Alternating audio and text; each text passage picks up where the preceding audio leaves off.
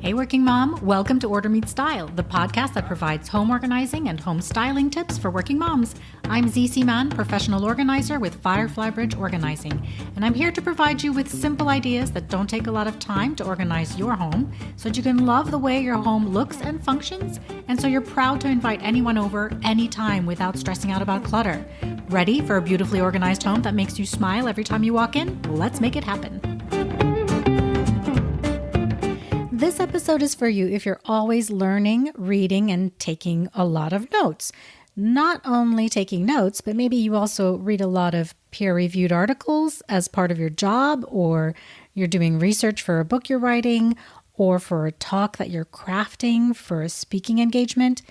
Well, we take notes and we highlight passages and we save articles because we believe that we will pull these back out later to use them for a purpose. We also take notes, of course, when we're in meetings, so we can track our follow-ups and so on. But have you ever found yourself taking all these notes? Sometimes they're in a notebook, sometimes in a planner or agenda, or in a Word document, or they're AI-generated notes on your computer, and then you just don't know where to keep them? Or you're meticulous about creating folders and subfolders for notes on your computer, but then months later, you can't find the one piece of information you know that you have somewhere. Well, I used to struggle with this quite a bit. I had a huge collection of random notes, snippets from articles and books that I wanted to remember and find again, things that I downloaded from the web that I felt would be useful and I wanted to refer to them later on, all kinds of things. And I kept them in all kinds of places. And what usually ended up happening is that these notes and ideas and resources would be on my computer or in notebooks somewhere, and I would never read them again because I couldn't find them, or it was just such a volume of information, I'd never dug down into them. But then I became determined to find a method to store notes, but in a way that I could look through them, find what I needed. Because otherwise, I was simply clogging up my computer for no reason. And all that great information that I took all that time to compile, well, it may as well have been lost. So I'm going to tell you how I'm taking notes right now and how it works for me. Now, you should know that I want note-taking and note-keeping to be simple. If it's complex at any point, I won't stick to it. If it takes too many clicks to find or too much time to store notes, I just won't stick to that system. So it was important to me that whatever note-keeping system I chose would be utterly plain. No bells and whistles to complicate it or to make the learning curve steep. Let's start with the notes I take during meetings. Now, I use my smartphone and my laptop as my primary tools for keeping track of things. So my tasks and reminders are electronic and my calendar is also electronic. But I take notes during meetings with a pen and paper. It's just faster for me, less distracting than typing while I'm on a call or in a meeting. Notes during meetings can be tasks that I need to complete or ideas that I want to keep track of and do something with. So I write all these things down in my notebook during the meeting. And of course, at the top of the page, I've written the date, what the meeting is, and any other relevant information. Now, if you wanted to go all electronic here, but still have that handwriting with a pen feel, you could use the Notability app or on a tablet, or you could use Notion. Notability can convert your handwriting into text if you want. It should be relatively legible, of course, in order for it to be able to do that.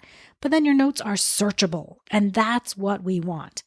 Okay, but like I said, I needed simplicity, and I really didn't want to write on a tablet. I'm not there yet. That may happen in the future, but for now, I like to write all these meeting notes on paper. So then after the meeting, yes, I need to transfer what I write to my computer or my phone. The tasks and the to-dos from these meetings, well, those are easy. I just add them to my calendar or to my reminders app.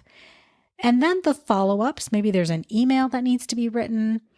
Well, that can also go into reminders. And in fact, there are probably details that I wrote on paper that I don't want to really retype into the reminders, right? That's just time consuming. But with Reminders app on an iPhone, you can take a picture of the sheet of paper, the scrap of paper that you're writing on, or you can go to the Notes app and scan that document in, and then tap the share icon and you just choose Reminders as the destination. You add a due date and any other information you want. So now that reminder will be on my calendar, and the snapshot or the scan of the paper will be attached to it so I can read the details and I can send a complete and a correct email based on the information that I wrote down without having to retype stuff into my phone or my computer. The other type of notes I would probably be taking during a meeting are ideas that I want to keep, things I want to think about, that kind of thing. If they are truly just for reference purposes to be recalled later, then I need to get them into my computer. I don't want them to remain in a notebook. I know a lot of you out there work with notebooks and you file your notebooks by date and so on. But for me, retrieving information in a notebook by date is very difficult because I can hardly remember what I read last week, let alone when I read that other book and I picked a passage out of it. So for simplicity's sake, again, I don't want to retype these notes into a document, but I do want to be able to effectively search for the topics that are in these notes later on. So what I do is I take a picture or I scan the pages that I want to keep with my phone's Notes app again and save it on my computer. And I'll tell you where I save it in a minute, okay? But then I add tags. So for example, I could tag notes as, say, kitchen organizing or donations or whatever topics I choose, and I can tag them with multiple tags. And then later, when I want to find notes that I've taken that talk about kitchen organizing, then I search for the kitchen organizing tag, and I'll see every note or document or image that I've saved with that tag, which means that I don't tie myself to one source or one folder or one document because my saved notes come from many different sources over a span of time, right? Now, let's go back to where do I save these notes? I've talked to you about the simple single. If you need a refresher, it's in episode 2, and I'll put the link to that episode in the show notes. So for reference notes, like the ones that I'm talking about, I choose to keep those on OneDrive. That's my simple single location for reference type of notes and ideas. That's because I know that the volume of these could become really large, so it keeps them off of my computer's hard drive. And I can access all these notes on the cloud anytime, even if I only happen to have my phone with me and not my laptop. So a quick recap. I keep reference notes and ideas in OneDrive, and I tag each file with as many tags as I want, as many topics as I want, so I can search for that topic later or sort by that topic and recall what I saved. The other thing I do, again, to keep things very simple and because I know I can search for tags, is that I just drop all of these notes into one folder in OneDrive called Resource. Now, this comes from Tiago Forte's PARA method, P-A-R-A, for organizing digital information. You can read more about this system in his book called Building a Second Brain. PARA stands for Project, Area, Resource, and Archive. So in a top-level resource folder, you could have many subfolders and, does it make a big difference whether you have a bunch of subfolders or not? Well, if you use tags correctly, if you use tags well, you can always search by tag and you can always sort by tag. So the folder hierarchy doesn't really matter anymore. For resource information like this, I actually like to have just one big old folder without subfolders. In my mind, subfolders are like compartments. They're barriers. So if I put all of my resource information, all of my resource files into just one big folder without subfolders, then to my visual brain, this means I have an easier time seeing and creating easy connections between all the information, no matter what I kept it for initially. Subfolders would just create a bit of a visual barrier for me. That's just how my brain works. So that's what makes sense to me in a resource folder.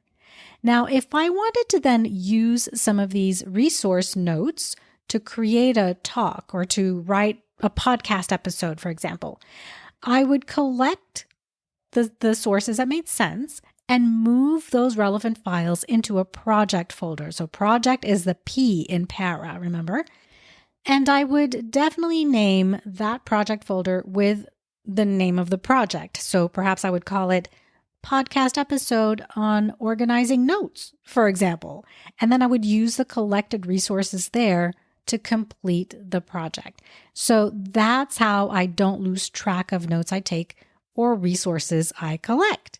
Now, these were mostly handwritten notes I just talked about, right? But you can see how easy it would be to keep electronic notes. So if I'm reading an ebook or an article online, I can grab the passages I want or the entire article or the text from a web page.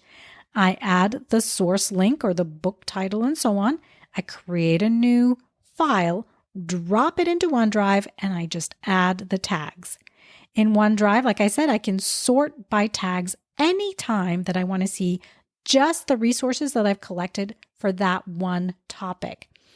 So this method of saving notes so I can recall them later means that no note is ever going to be lost or buried in my computer. Yes, I have to tag my notes and my files if I want to keep them as resources so I can search them easily later on. But for me, this was a much simpler and cleaner way of keeping random notes instead of creating dozens of different subfolders and trying to decide which subfolder a note belongs in and all that. I'll probably never stop taking notes using ink and paper. I don't know. I keep debating about the tablet and the electronic pen and an app like Notability or Notion.